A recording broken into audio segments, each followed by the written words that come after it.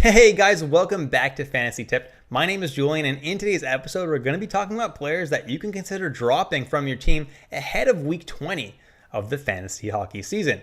We've just hit 3,000 subscribers, guys. So thank you so much for helping me hit that milestone. That's absolutely huge, and I feel super accomplished. But it's all thanks to you guys that watch this show every single week. Whatever episodes that you watch and tune into, I really appreciate it, guys. So thank you for all the support. And without further ado, let's jump right into today's content. And first on the list, guys, is Martin Necas of the Carolina Hurricanes. And he's someone who's been moved up and down the lineup a little bit all year, but has played most of the season alongside Vincent Trocheck and on PP2. And he really has not been producing a whole lot. He only has 29 points in 52 games, which is honestly just not good enough for someone who doesn't put up that many peripherals to top that off. So Martin Necas is someone who's definitely pretty easy droppable at this point, since he doesn't really show any signs to be turning things around, unfortunately. Then I have Alexander Radulov, who for some reason is still 35% rostered. The dude has not been good all year round. I know he had a couple of games recently where he scored a couple of points, but Radulov has not shown any signs of life all year, and the fact that he's still 35% rostered is kind of mind-boggling. Then I have Jeff Carter and Evan Rodriguez of the Pittsburgh Penguins, both 31% rostered, and I'm grouping them both together because they both play on the third line and on PP2 together, and both of them are ice cold.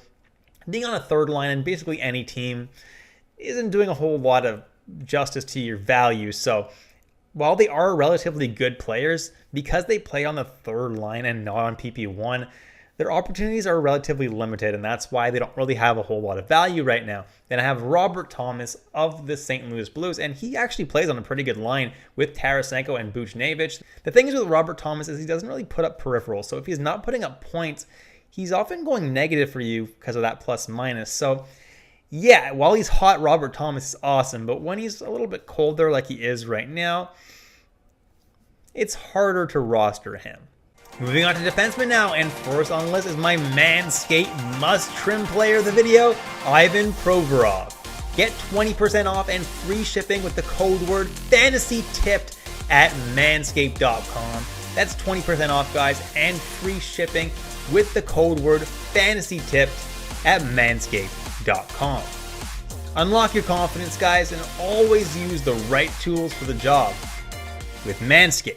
Now, why is Ivan Provorov my Manscaped must-trim player of the video?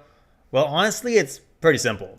Philadelphia as a whole really sucked this year. They're just not doing a whole lot of things right, unfortunately, and no matter who they play on that top power play, doesn't seem to matter. That defenseman isn't getting any kind of points. And Provorov's not even getting that top power play time at the moment. And no matter where they really play him, he's not putting up a whole lot of points. And the peripherals have not really been there either. So holding Ivan Provorov is pretty difficult. And that's why he's my must drop this week. And then I have Samuel Girard of the Colorado Avalanche. And he's really, really ice cold right now. He hasn't gotten a point in a while. And obviously, that's super frustrating, and he doesn't get power play one time. So I do recommend dropping him in shallower leagues. If you're in a super, super deep league, Girard is someone that you could hold and hope that he does turn it around. He should turn it around at some point. It's just a matter of when. Then I have Kevin Shattenkirk of the Anaheim Ducks, 56% rostered. And Shattenkirk is someone who does get PP2 time with Cam Fowler, and Cam Fowler seems to manage to put up points every now and then. So why isn't Shattenkirk doing the same thing? Well, I think with Shattenkirk, that's just it, right? If he's not putting up points, he's not going to have a whole lot of value for you because he doesn't really put up that many peripherals. So Shattenkirk, when he's hot, he's definitely someone who you can have on your team. Right now, he's not, though, so he's someone that I'm dropping. Then I have Eric Johnson of the Colorado Avalanche. I don't know why he's still 36% rostered. He doesn't play on either power play. Isn't really putting up a whole lot of peripherals anymore either. Definitely a really, really easy drop. And then I have Alex Goligoski, who has 1 point in his last 16 games. He's been absolutely brutal. If you still have him on your fantasy hockey team, it's time to drop him because he's showing absolutely no signs of life at all. Moving on to goalies now, and first on the list, I have Linus Ullmark of the Boston Bruins, and I'm not dropping Ullmark in all leagues. If you're in a league where goalies are hard to come by, good goalies are hard to come by, I'm hanging on to Ullmark, but if you're in a shallower league where there's quite a few goalies, floating out there, yeah, you can drop Ullmark. Swayman has been drastically outplaying Ullmark, and because of that, Ullmark isn't getting as many starts as he would like to. He's only getting about 1 out of every 3 starts now, it looks like. And as long as Swayman keeps playing amazing and Ullmark keeps playing, not so great, well, it's Swayman's crease to lose. So at the moment, Ullmark is not going to be starting that many games, but he should, turn it around at some point and will definitely at least get 50% of the starts going forward at some point. But if you're frustrated and you're in a shallower league, he's definitely someone who is droppable. Then I have Mike Smith of the Edmonton Oilers, and well, Koskinen is playing much better than Mike Smith these days. So Mike Smith, again, if you're in a shallower league, an easy drop. If you're in a deeper league, he might be worth holding, although I do think Edmonton does trade for a goalie at the deadline. So both Edmonton goalies probably won't be too valuable going forward at the deadline.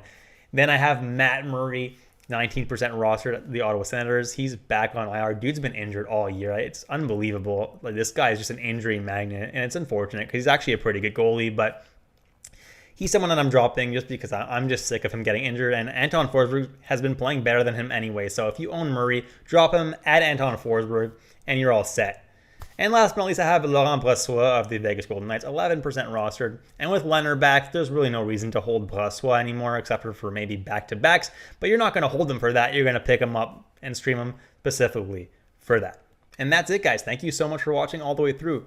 Thanks again for helping me reach 3,000 subscribers. Hopefully I can grow this channel even more. Have a good one, guys.